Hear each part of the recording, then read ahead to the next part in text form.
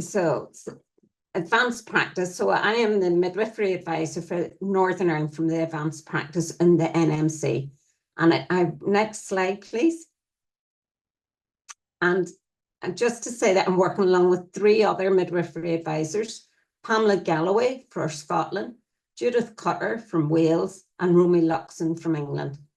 So the 4 of us have been seconded to work together with the NMC on what advanced practice review for midwifery services. Next slide, please. So all 4 countries have advanced practice frameworks, and they all involve 4 pillars. So the clinical practice, leadership, education, and research. Next slide, please. So what is advanced practice? So the RCM defined advanced practice midwifery as a level of practice underpinned by experience and expertise and enhanced by master's level education. It demonstrates influence and impact on midwifery practice across the clinical practice, education, research, and leadership. It's an opportunity for professional development and can support the midwife to accelerate into future career pathways. Very important, it is about maxi midwives and not many doctors. Next slide, please. So where is advanced practitioners currently based in maternity? So across the 4 countries, England is the only country that has advanced practice midwives currently working in it. So in the England, they're working in triage, the assessment unit, enhanced maternal care, maternal medicine networks, community hubs, so maintaining continuity of care model for care, postnatal care services, perinatal mental health, and perinatal and pelvic health. And the working areas will be responsible for the needs of the population by the trust, and the success of the role largely depends on the work plans and the governance put in place at trust level. They're not there to plug gaps in doctors' rotas. They're not a medical substitution. They not just clinical skills. So advanced practice midwives in England aren't just advanced practice because of their clinical skills. Their competencies and competent across the 4 pillars, but may not be weighed equally across the 4. It may vary. And the scope and the role will absolutely depend on the needs for the local population. Next slide, please. So it's important that the practice roles vary a lot, making it hard to provide complete clarity.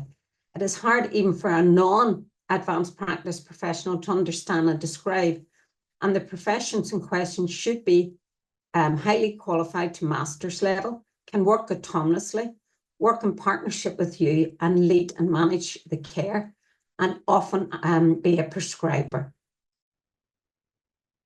So next slide, please.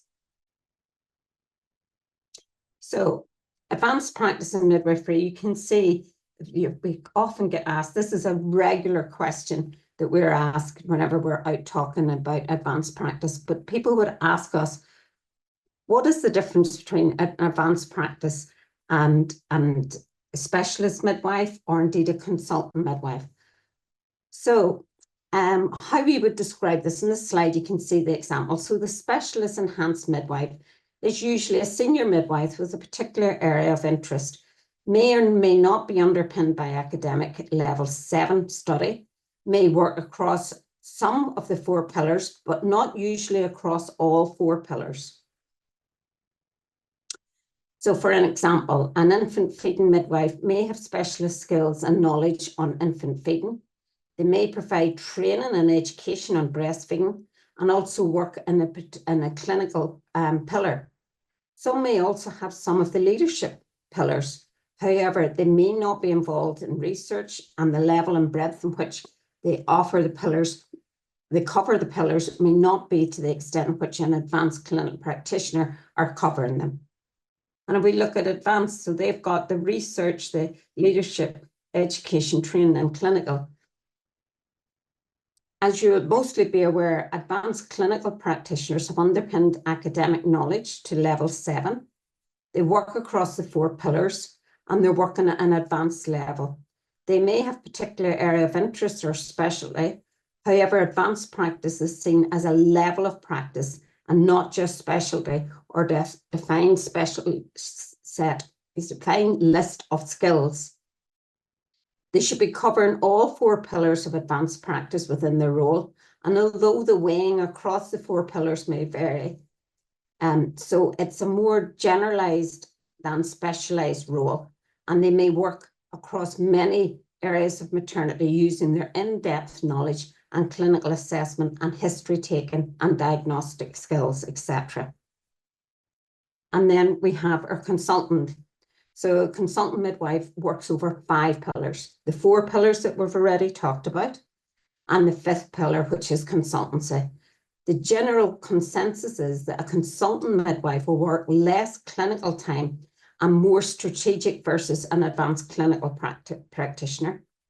And they'll lead new developments, quality improvements, etc., and have completed or working towards a PhD. And can be this can be a separate career pathway, but it may also be part of a career progression. Next slide, please. So the advanced practice review for NMC. So the NMC 2020 to 25 strategy committed an NMC to undertake a comprehensive review of advanced practice in nursing, including consideration of whether additional regulation is needed. The NMC's corporate plan for 22-23 included a discovery phase to look at the decision to extend the scope of this review to include midwifery.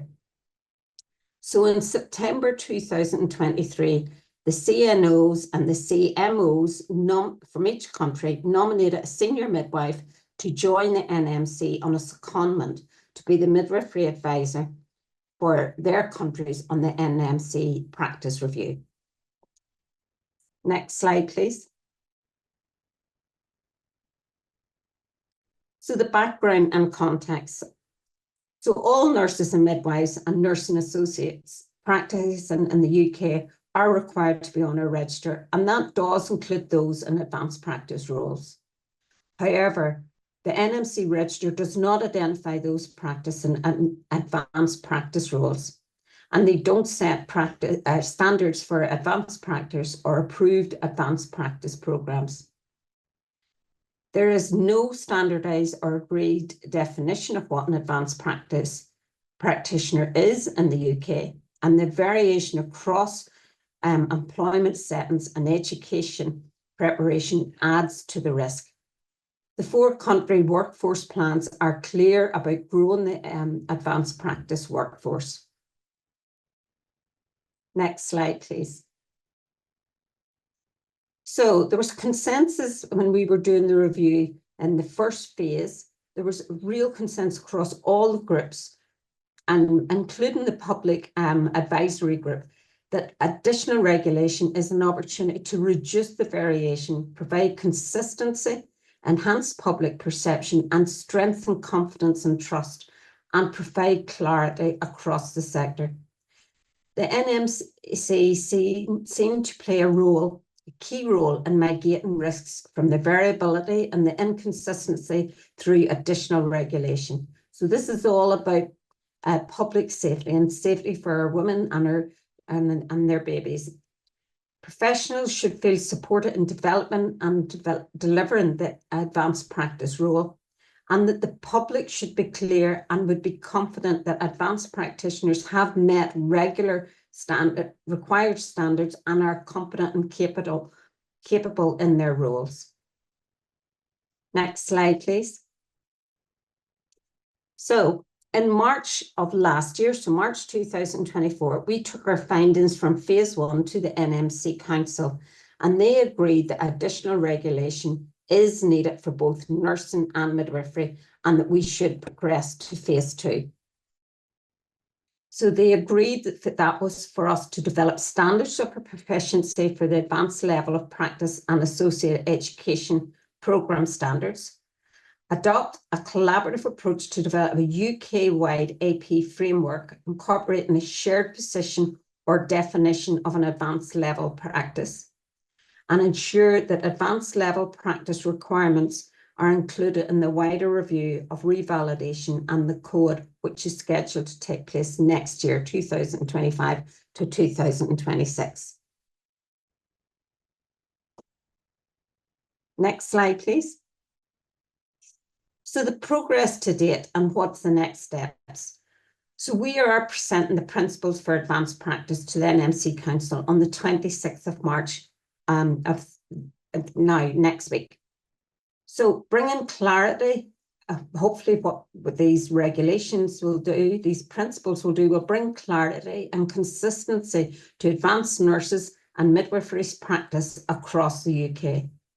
It will enable the public to understand the role of what an advanced practitioner is by setting clear expectations for their practice. It will help employers to develop and sustain systems in which advanced practice can thrive. And if these practices are approved by Council, they'll be published during May and help to develop new advanced practice education standards and standards of proficiency in 2027. Next slide, please. So thank you, and I'm open for any questions. Thank you very much.